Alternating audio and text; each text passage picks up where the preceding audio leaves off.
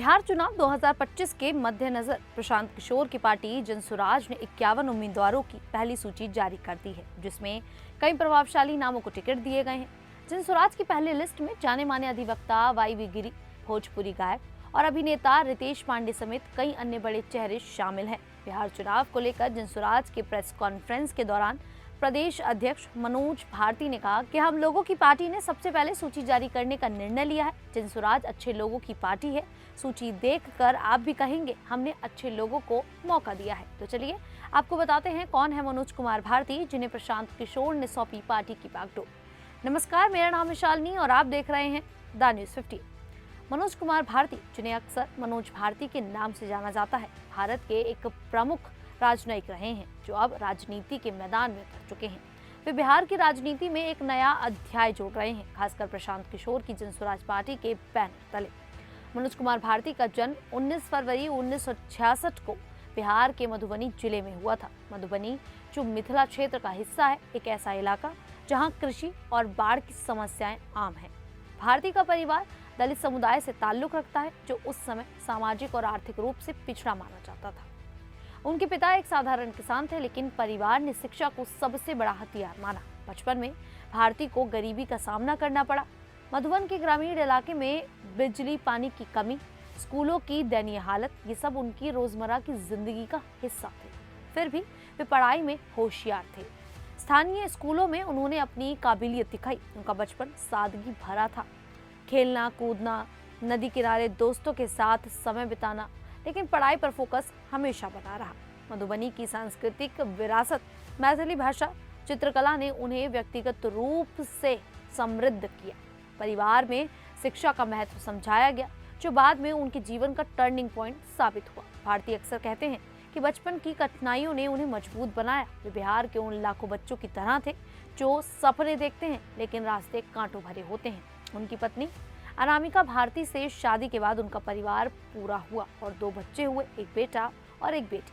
परिवार ने हमेशा उनका साथ दिया। बचपन की मेहनत रंग लाई जब भारती ने नटारहाट स्कूल, जो अब झारखंड में है, उसमें दाखिला लिया। नटारहाट एक रेजिडेंशियल स्कूल है जहां से कई बड़े नाम निकले हैं। यहाँ उन्होंने 10वीं और 12वीं पूरी की। स्कूल लाइफ कठिन थी, अनुशासन, खेल और पढ़ाई से भरी। भारती इलेक्ट्रिकल इंजीनियरिंग में रुचि रखते थे, जो उस समय भारत में उभरता क्षेत्र था। 1980 के दशक में IIT परीक्षा देना आसान नहीं था। लाखों उम्मीदवारों में से चंद लोग ही सफल होते थे, लेकिन भारती ने JEE क्रैक कर लिया और 1983 में IIT कानपुर पहुंचे। IIT कानपुर से उन्होंने इलेक्ट्रिकल इंजीनियरिंग में BTech की डिग्री हासिल की। कैंपस लाइफ ने उन्हें न सिर्फ तकनीकी ज्ञान दिया, बल्कि नेतृत्व और टीम वर्क सिखाया। ग्रेजुएशन के बाद वे IIT दिल्ली गए, जहां MTech पूरा किया, लेकिन उनकी महत्वाकांक्षाएं यहीं नहीं रुकी। कूटनीति की ओर रुझान के चलते उन्होंने यूक्रेन के तारास सेवचेंको नेशनल यूनिवर्सिटी से इंटरनेशनल रिलेशंस में मास्टर्स की। ये डिग्री उनके राजनयिक करियर की नींव बनी। बाद में यूक्रेन के ही जापोरिज्जा स्टेट मेडिकल यूनिवर्सिटी से उन्हें ऑनरेरी डॉक्टरेट मिला, जो उनकी सफलता का सम्मान था। शिक्षा ने भारती को कई भाषाएं सिखाई। वे हिंदी, इंग्लिश, फारसी, रूसी और अन्य भाषाओं में लिखना और बोलना जानते हैं। वे एक लेखक भी हैं, जिन्होंने अंतर्राष्ट्रीय संबंधों पर किताबें लिखी। शिक्षा के इस सफर ने एक ग्रामीण लड़के को वैश्विक स्तर पर ले जाने का रास्ता बनाया। 1988 में UPSC सिविल सर्विसेज परीक्षा पास कर भारती ने इंडियन फॉरेन सर्विसेज ज्वाइन की। 1988 बैच के अधिकारी के रूप में उनका सफर शुरू हुआ। पहली साल न्यू दिल्ली में मिनिस्ट्री ऑफ एक्सटर्नल अफेयर्स में ट्रेनिंग और छोटी भूमिकाएं निभाई। धीरे धीरे वे असाइनमेंट्स पर गए। शुरुआती पोस्टिंग में म्यांमार, तुर्की, नेपाल, नीदरलैंड और ईरान जैसे देश शामिल थे। यहाँ उन्होंने भारतीय हितों की रक्षा की, व्यापार समझौते किए और सांस्कृतिक आदान प्रदान को बढ़ावा दिया। 2011 में बड़ा ब्रेक मिला जब वे बेलारूस के राजदूत बने। 20 मई 2011 से 10 सितंबर 2015 तक इस पद पर रहे। बेलारूस पूर्व सोवियत संघ का हिस्सा, रूस का करीबी था।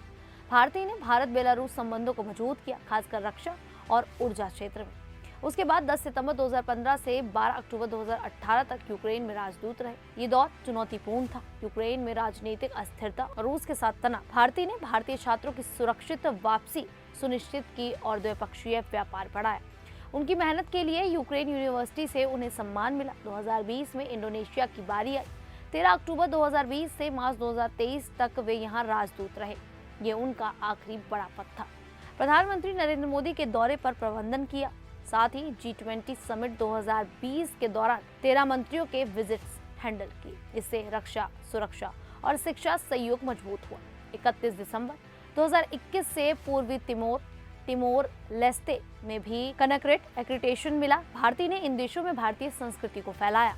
योग दिवस आयोजन, सांस्कृतिक फेस्टिवल MEA में वे सेक्रेटरी भी रहे, जहां उन्होंने विभाग की दक्षता बढ़ाई। मार्च 2023 में रिटायरमेंट के बाद वे शांत जीवन जीने लगे, लेकिन बिहार की समस्याओं ने उन्हें बेचैन रखा।